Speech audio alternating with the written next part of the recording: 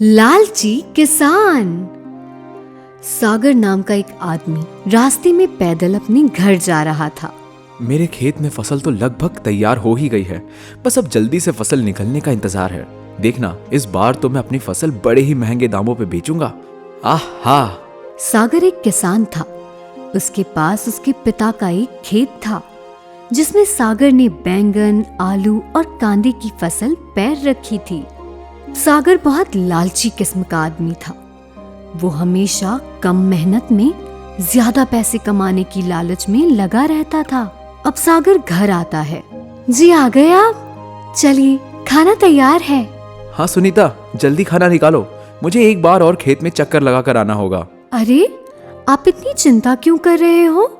हमारी फसल को कुछ नहीं होगा। दिन में 5 बार तो आप खेत के चक्कर लगा रहे हो। खेत की फसल कोई चुरा नहीं लेगा अपनी। सुनीता, बात चोरी की नहीं है। मैंने इतनी मेहनत से अपने खेतों में फसल लगाई है। अब कुछ ही दिनों में फसल निकल भी आएगी। अब हमें फसल की देख रेख तो करनी ही है ना। चलो, अब जल्दी से खाना लाओ। सागर ने जब से खेत में फसल लगाई थी, तब से वो दीवानों की तरह दिन में 5 बार अपने खेत में जाता था और बड़ी बारीकी से अपनी फसल को चेक करता था। अब खाना खाते ही सागर फिर से अपने खेत में आता है। कांदे की फसल तो तैयार हो गई है। अब मुझे कई सारी बोरियों का इंतजाम करना होगा ताकि कांदे निकलने के बाद मैं कांदों को उन बोरियों में रख सकूं। आजकल मार्केट में कांदों का क्या भाव है, मुझे पता लगाना ही होगा। सागर इतना लालची था कि उसने अपने खेत में एक भी मजदूर नहीं लगाया था। वो अकेले ही अपने खेत की देखरेख करता था। सागर अपनी फसल को बार बार देखे जा रहा था। तभी पास वाले खेत में एक शामू नाम का आदमी रमेश के साथ खड़ा बातें कर रहा था। देख रहे हो रमेश भाई, ये सागर अपनी फसल के चक्कर में कितना दीवाना हो चुका है। एक पल भी घर में चैन से नहीं बैठता है। बस रात दिन अपने खेत के चक्कर लगाता रहता है, जैसे कोई इसकी फसल चोरी कर लेगा। हाँ, ये तो है ही एक नंबर का लालची। पर शामू भाई, इसके खेत की फसल तो देखिए। हमारे खेत की फसल अभी तक ऊपर भी नहीं आई है और इसके खेत में कांदा, आलू, बैंगन तीनों की फसलें बड़ी भी हो गई है और अब निकलने भी वाली है। इस बार तो इस सागर के मजे ही मजे हैं। इस बार बड़ी अच्छी कमाई करेगा ये सागर। ऐसे लालची लोगों के जीवन में ही सब कुछ अच्छा होता है, और एक हम हैं जो ना कभी लालच करते हैं ना कभी बेईमानी, फिर भी हमारे हाथ कुछ नहीं आता। तभी सागर रमेश और शामू के पास आता है। रमेश भाई, इस बार कांदे का क्या भाव है? कुछ बढ़ोतरी है दाम में या वही पहले जैसा ही है? वैसे आपकी फसल तो तैयार होने को आई, इस बार बड़ी अच्छी कमाई होगी आपकी सागर भाई। उतने में एक हरीश नाम का आदमी वहां आता है। अरे, आप लोगों ने सुना कि नहीं? आज मार्केट में कांदे और बैंगन के भाव को लेकर बहुत बड़ा फैसला आया है। आज के 3 महीने बाद कांदे और बैंगन के दाम डबल हो जाएंगे। 3 महीने बाद हम अपने कांदे और बैंगन को 2 गुना ज्यादा दाम में बेच पाएंगे। क्या 2 गुना ज्यादा दाम में? अरे, ये तो बड़ी अच्छी बात है। इसका मतलब 3 महीने बाद हम किसानों की बल्ले बल्ले होने वाली है। शामू भाई, सुन रहे हो? अब हमें भी जल्दी से अपने खेत में कांदे और बैंगन की फसल लगानी होगी ताकि 3 महीने बाद हम भी लाखों कमा सके। हाँ हाँ बिल्कुल, मैं तो आज से ही अपने खेत में कांदे और बैंगन की फसल पैरने की तैयारी कर देता हूँ। अरे सागर भाई, आपका तो बहुत बड़ा नुकसान हो जाएगा अब, क्योंकि आपकी कांदे और बैंगन की फसल तो कुछ ही दिनों में निकल आएगी और आपको सस्ते दाम में अपनी फसल बेचनी पड़ेगी। अरे, ये तो बहुत बुरी खबर है।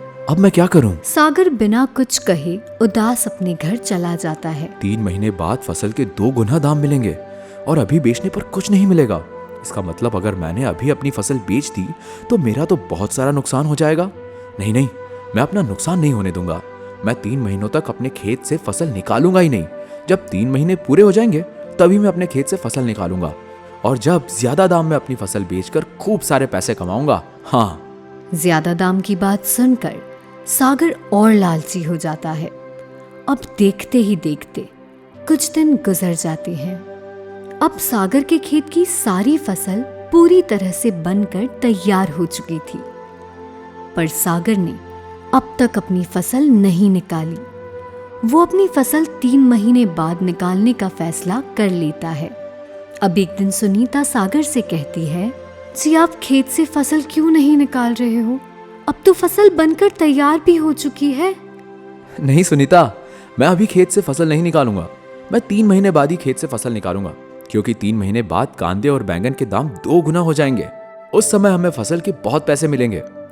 अब इतने कम दाम में क्यों अपनी फसल बेचकर अपना नुकसान करना? हाँ, अरे ये कैसी बेवकूफी वाली बात कर रहे हैं आप? 3 महीने तक हम खेत में फसल कैसे रख सकते हैं? फसल तो पूरी पककर सड़ने लग जाएगी। नहीं नहीं सुनीता, अगर फसल को रोज पानी और उसकी देख रेख की जाए तो फसल नहीं सड़ेगी। हम अपना नुकसान नहीं कर सकते सुनीता। हमें अपनी फसल 3 महीने बाद ही बेचनी होगी। आपका ये लालच ना, देखना आप बहुत पछताएंगे। इतना कहकर सुनीता अपने काम में लग जाती है। इधर सागर घर से निकलकर खेत में चला जाता है। देखते ही देखते 1 महीना गुजर जाता है। अब सागर के खेत की फसल ज्यादा पकने के कारण सड़ने लगती है। ये देखकर सागर हैरान हो जाता है। अरे बाप रे, ये आलू और बैंगन में तो कीड़े चलने लगे हैं। इसका मतलब सुनीता ने सही कहा था कि ज्यादा समय तक खेत में फसल रखने से फसल सड़ने लग जाएगी। अगर ये सारी फसल सड़ गई तो मेरा तो बहुत बड़ा नुकसान हो जाएगा। नहीं नहीं, मैं अपना नुकसान नहीं होने दूंगा। मैं आज ही सारी फसल खेत से निकाल लेता हूँ। सागर फसल को देखकर घबरा जाता है और वो उसी समय अपने खेत से तीनों फसलें निकालने लगता है। अब देखते ही देखते रात हो जाती है। इधर सागर ने सारी फसल निकालकर बोरियों में भर दी थी।